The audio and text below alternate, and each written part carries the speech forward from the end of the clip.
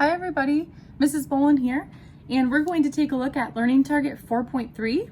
I can write linear equations in multiple forms, and we can see here that we're looking at two different forms, slope-intercept form and point-slope form. We've definitely talked about slope-intercept form, and I'm actually going to go into more detail in the next video. In this video, I'm going to look at how we can write equations in this form right here. It's called point-slope form. So the directions on the front side of our notes say to write the point-slope form of the equation of the line. And so we need to know, what does this point-slope form look like? Well, point-slope form has a specific formula.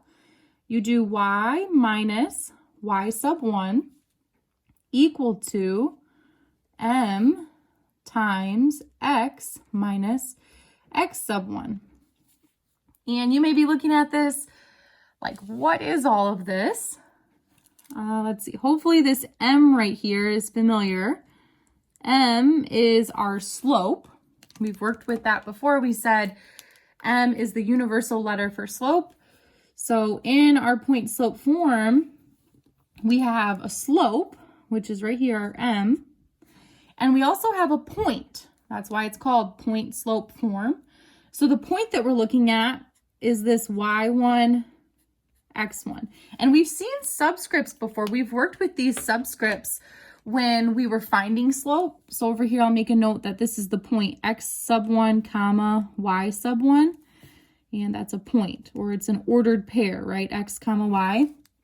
And when we were finding slope, the subscripts, the x sub 1 and the y sub 1, just meant first ordered pair. And then we used to have x sub 2, y sub 2. That would mean the second ordered pair. But in order to write an equation in point slope form, you always need two things. You need the point, x comma y, and you need the slope. So those are your unknowns, your slope, your y sub 1, and your x sub 1. And then this y minus and x minus that I did not highlight, that is just part of the form. Those stay there. That's part of the form. You're not plugging anything in. That is, again, the point slope form. So if we look at example 1, we are given a point. It says that our line goes through this point, 3 comma negative 4. So I can make a note that this is x sub 1, y sub 1. And it also tells us the slope. Well, slope is our m. So we have everything we need. We have x sub 1, y sub 1, and m. So right away, I can plug these values into my form. So looking at the top of my page, I'm going to copy my form. So I do y minus, because that's part of my form. And then I plug in my y sub 1, which is a negative 4. Notice I'm getting a double negative there, but that is okay. Equal to my slope, which we know what that is. Our slope, our m, is 1 times x minus. Again, the x minus is part of our form. And then we plug in our x sub 1, which is 3. So I have plugged 3 pieces in here. I will show you. I plugged in the negative 4, the 1, and the negative 3, right? I plugged in my point, my x comma y, and I also plugged in my slope. Once I've plugged those 3 unknowns in, the only thing I need to do is simplify. And what I mean by simplify is we don't like to see minus a negative. So right here, when I see minus a negative 4, the only thing I need to do is write that as y plus 4. So my final equation in point slope form will be y plus 4 equals 1 times x minus 3. And it's up to you if you want to write this 1. Also not necessary, right? Because 1 times anything is just 1. So that's up to you. So there would be our point slope form. In example 2, we have a point and we have a slope, so I can plug them into my form. So y minus, I need to plug in my y sub 1, which is a negative 4, equal to my slope, which is negative 1/2, times x minus, and my x sub 1 is 2. Let's see, again, I've got a double negative here, so I do need to simplify that. So I'll get y plus 4 equals negative 1/2 times x minus 2. All right, so at this time, pause the video and see what you come up with for this U-try. All right, here's what I got. You should have gotten to this point where maybe you saw this y minus 0. It's kind of silly to write minus 0, so you can just write y. And then hopefully you notice that minus a negative 2 should be turned to a plus 2. So here was my equation in point slope form. Y equals negative 4 times x plus 2. Notice that these directions wanted it in point slope form, so that's why we are using this form. For example 3, we are also putting it in point slope form, meaning we need a point and we need the slope. But if you look at example 3 now, I don't have a point and a slope. I have 2 points, 2 ordered pairs. I really only need 1 ordered pair. So I have points but no slope.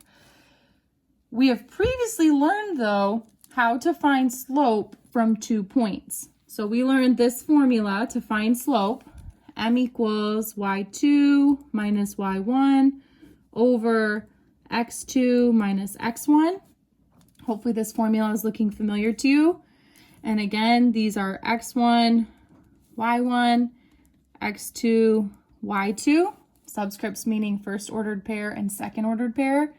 So first I have to find slope. If I don't have slope, I don't have a point and the slope to plug into my point slope form.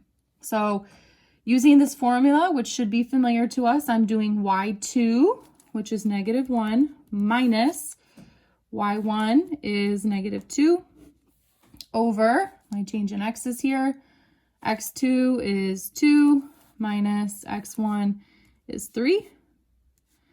And we need to simplify. So here, minus a negative really becomes a plus. So I'm doing negative 1 plus 2 gives me 1. 2 minus 3 gives me negative 1. And I can just simplify that to be negative 1. So the slope that I need to use is negative 1. And I actually only need to pick one of these points.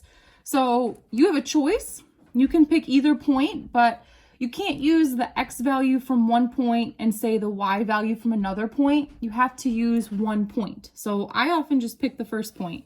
So for my equation, I'll use my slope that I just found and the first ordered pair. I will show you in a moment here what you would get if you used the second ordered pair, which would also be correct.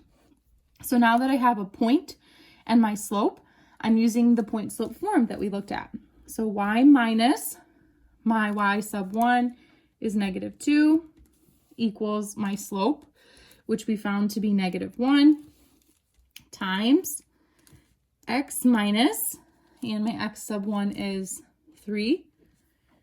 I do need to simplify though, so here minus a negative, this becomes a positive. Negative 1, I can leave it negative 1. You can also just leave it as a negative. That would be fine too. I am going to show you how you could get a different acceptable answer.